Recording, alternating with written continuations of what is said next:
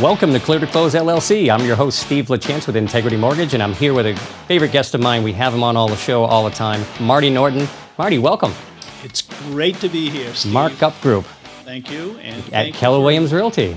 You got it. Thank you very much for inviting me back. Yeah. And, we have some good shows, and I say my favorite guest because Marty and I have fun with this. We're not here to really get so serious. This is so...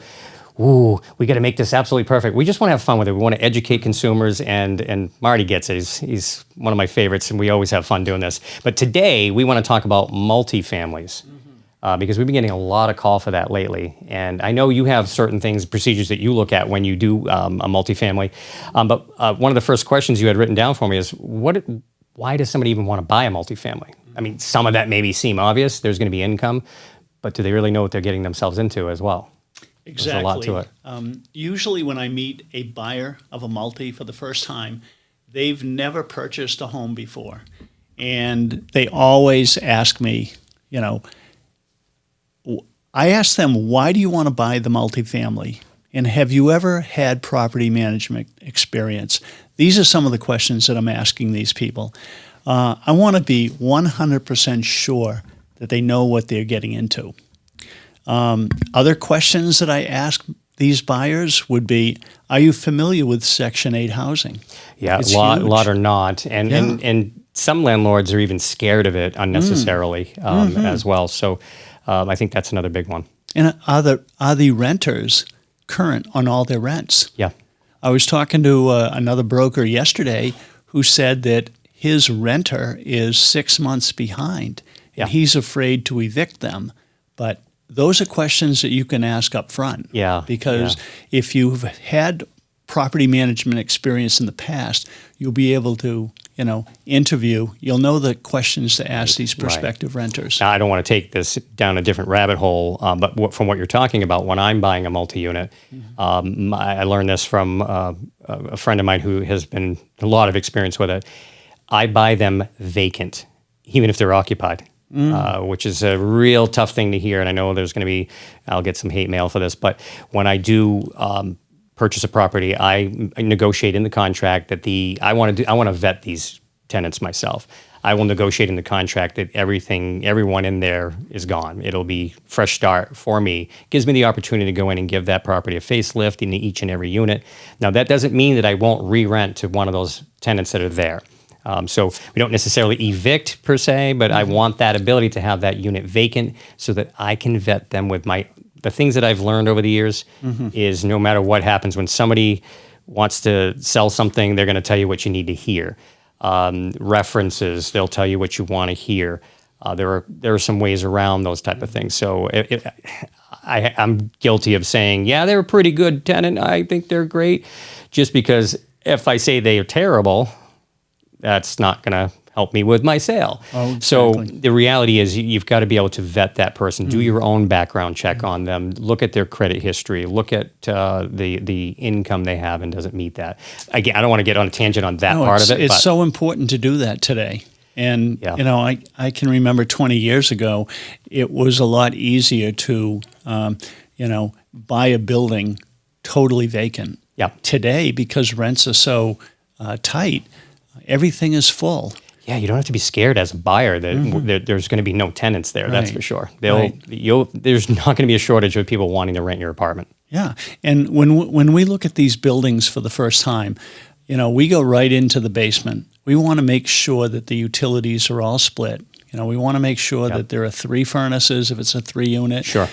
3, electrical panels. We want to make sure that, when we figure and calculate the capitalization rate for this building, it's 100% accurate. Right. Because if someone, especially the buyers, have never purchased a building before, there's more pressure on me, more stress on me to make sure the numbers work. And I'm representing them, so I want to make sure that I do my job. Yeah. So what other questions you were asking? Reserves, I think, is one that you'll actually talk to. And it's interesting that you do that because as a lender, that's something that I will ask. Because as a lender, if you're purchasing a home and it's a multi-unit, there are typically going to be reserves. And what reserves are a set-aside or money left over when the transaction completes that equals a certain number of months of mortgage payment. So if you're buying an FHA 3-unit, you're putting 3.5% down, and it's a 3 or 4 unit. What happens if the furnace goes 6 months later? Or not goes, but maybe you need a repair you don't have any savings for. So when you're buying a multi-unit, we don't want that buyer to just be just dragging across the finish line, just made it. That's not a good place to start when you own a multi-unit. Exactly. And that's part of the interview process of these buyers. You know, they're tough conversations to have, but I have to get vetting the buyer up front. Yeah. And, you know, I don't ask that question right off the bat, where how much money do you have in your account? But over the course of 2 or 3 meetings with a buyer, for some reason, they share more and more information. So, you mentioned utilities, like having separate furnace, separate utilities. They don't always have to be completely separate. I have one that I have a 3-unit where I pay for the water because it's not metered separately. So water and sewage are included. You just have to be smart when you're doing the numbers to understand that's going to be a quarterly or monthly bill you're going to receive. Exactly. And I always mention to a multifamily buyer, go over there on a Saturday afternoon, park your car, take out a book, and just watch the comings and goings in the neighborhood. That's brilliant. Yeah. And the reason we do that is I want to make sure that they're 100% familiar with that neighborhood. Wow. And, all the years I've been doing this, I never thought that's a really good idea, because I have one in Auburn where parking is an issue. And what I didn't realize, when you go at certain times of the day, it's a very quiet neighborhood. There's no cars in the street. Everybody's at work. Of course, that everybody's gone. But you get there in the evenings in perhaps the winter time where the one side of the street is closed so the plow can get through. And the parking is an issue. Yeah. You want to eliminate those questions up front. You know, you want to make sure that the challenges that a buyer is facing are limited. Okay, and that's one of them. Also, you can reach out to the listing agent and find out what repairs are scheduled to be done, or beyond the roof, the furnace, the siding, what else needs to be done on this building. These are issues that take money for a new buyer. Right. And, you talked about the 3 months worth of reserves.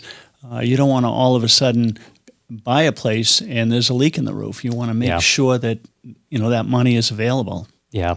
So one of the things we had notes here to talk about is Form 3. Talk to me about Form 3. Well, Form 3 is the state of Maine buyer relationship form. Okay. Buyer-broker relationship form. And when I first meet a new client or a new buyer at the office or at a property, they are considered a customer. And I have to, be honest with them, and I have to share with them everything I know about the building. And if they choose not to sign up with me as a buyer agent, I still have to account for any monies transferred, to our agency back to them. Once they become a written, agreed upon, and they sign the buyer-broker agreement, they become a client. Yep. And my relationship with them changes drastically. I am required to be honest, be diligent, and not share any any information. So you have a fiduciary responsibility at that point. Incredible, yes. Got it. I have. We can talk about this another time. Yep. But I have a couple of stories that I'll share with you off camera that would really open your eyes a little bit about being honest with a client and being, not sharing personal information or financial information with anyone, including your wife.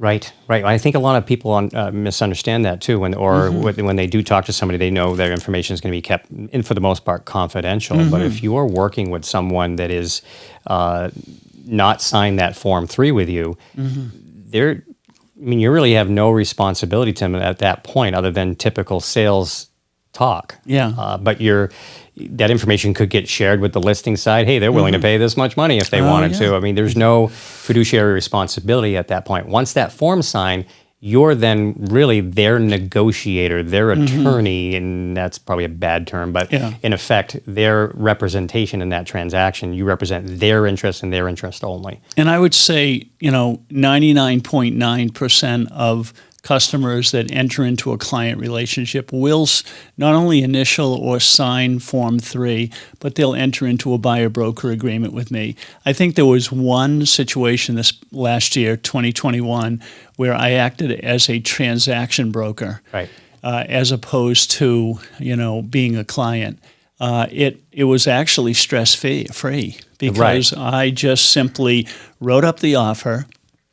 I didn't, do anything out of the ordinary. Yeah. They were a cash buyer. They closed within 3 weeks. So once we went under contract, I literally did not do anything for 3 weeks. And then we went to the closing and, handled the deal. That's interesting. I wanted to take that Form 3 one step further. There are, in Keller Williams, we are an appointed agency, meaning I hang my license at Keller Williams right down the street in Portland. And one of the things that I've noticed is when you are an appointed agent, you must represent a buyer. Right. Okay. Right. Even though you hang your license at KW, you still are an appointed agent for that particular buyer. Right. Now, taking it a little bit further down, if I have a listing and I have an open house and one of these buyers approaches me and says, "We love the house, we want you to represent me," that would be considered disclosed dual agency. And on our team, the Marc Gup Real Estate Group, part of Keller Williams, we do not practice disclosed dual agency. I only represent the seller all the way until closing. What I will do is I will send that particular buyer to another member of our team so that even though they might be a friend, a relative, or somebody that I've met for the first time, I move them away because I want to represent the seller all the way to closing. And that's what I like, Marty, about working with you and Keller Williams agents, because having that dual agency scares me. If I'm buying a property and my agent also represents the seller of the house I just bought, they've already had a lot of conversations about what they know and what they want to do.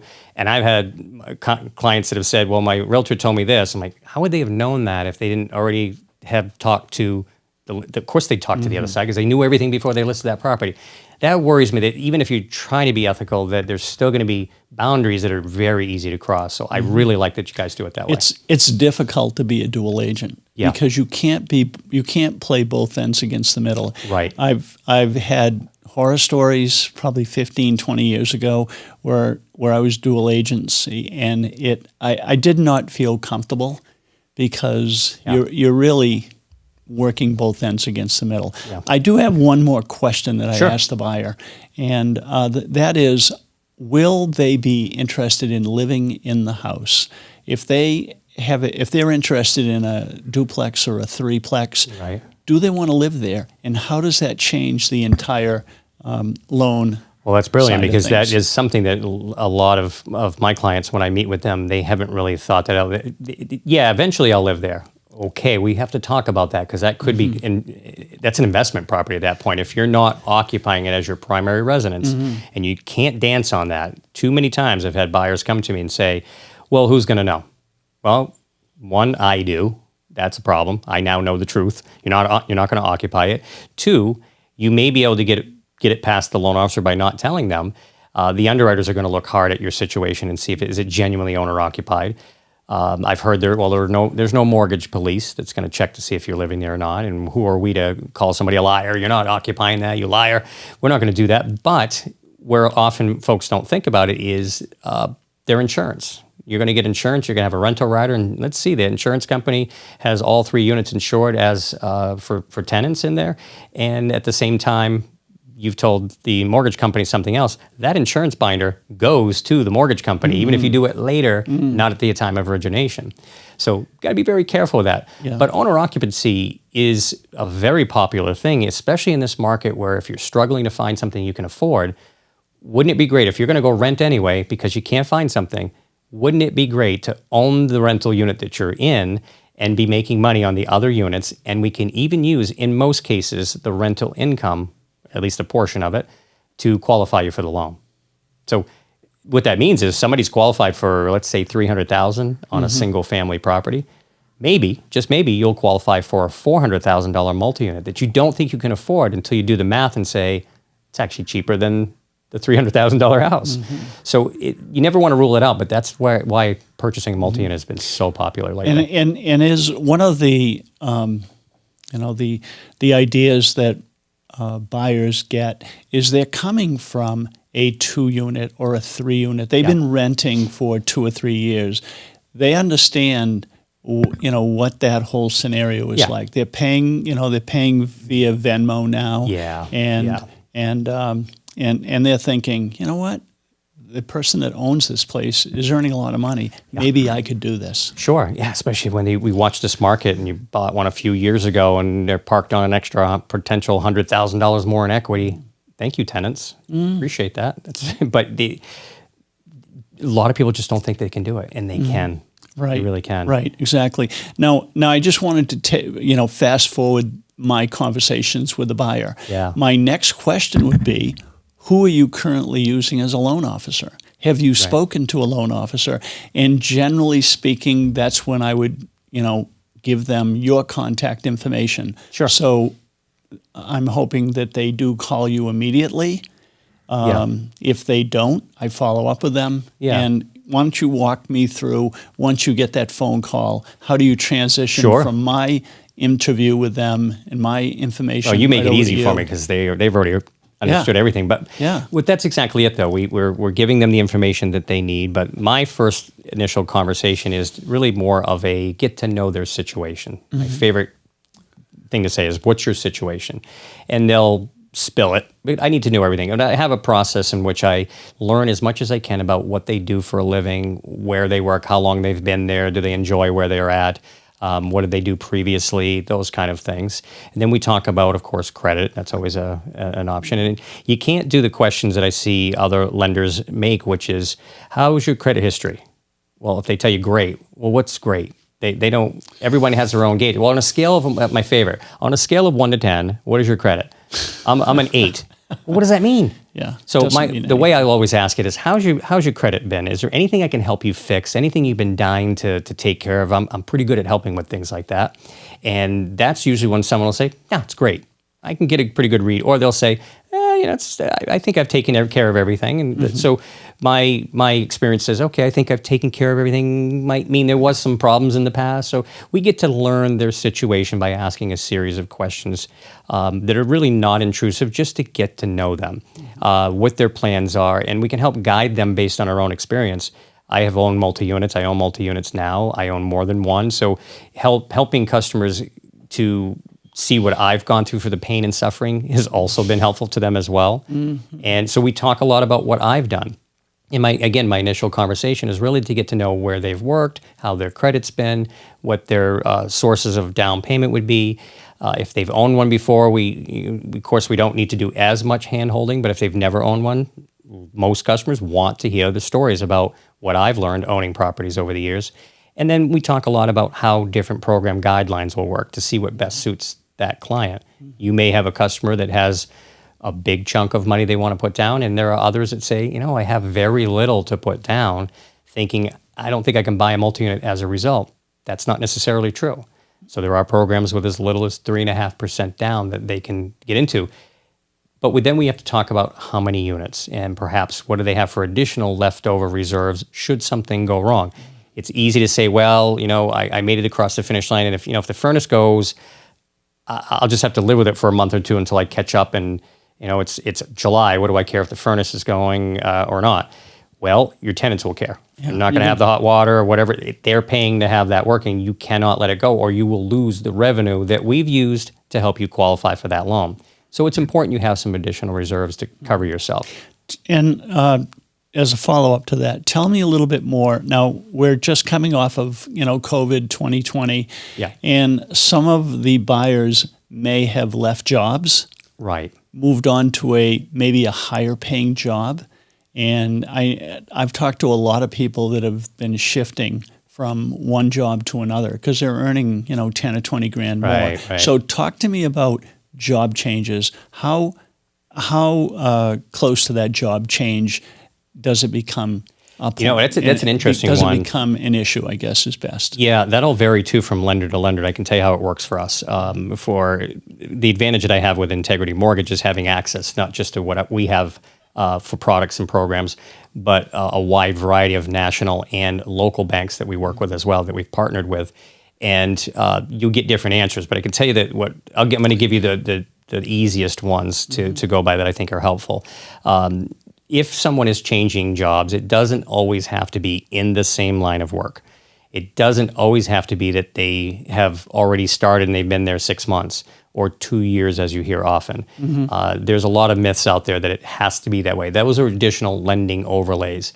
Fannie Mae and Freddie Mac would allow someone who's starting a salary job at a new position to actually go in and not be working there yet, and go in with an offer letter from the employer, and we know exactly when the start date is and it's been confirmed. We can actually do that. That's something that is a possibility.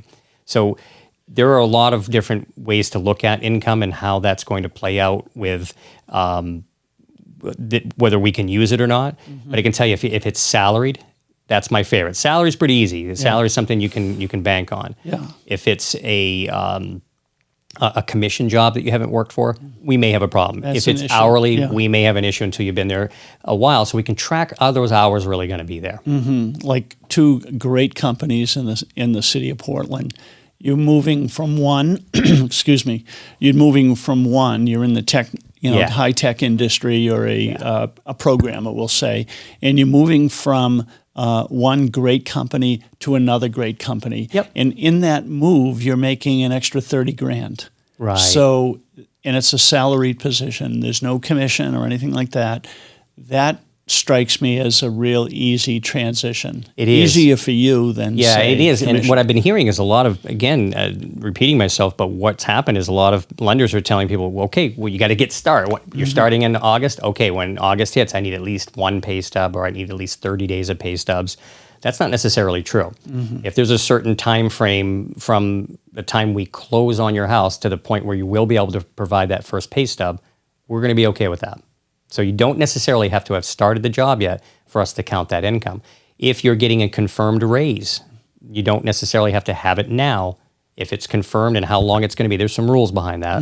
But if you're getting a raise, that could be counted. Many times borrowers come to me saying, yeah, they couldn't qualify me. I'm getting a raise in September. And I'm looking at the calendar and saying, well, it's July. We're not going to close until August. Gee, within 30 days after we would have closed, you'll have that raise.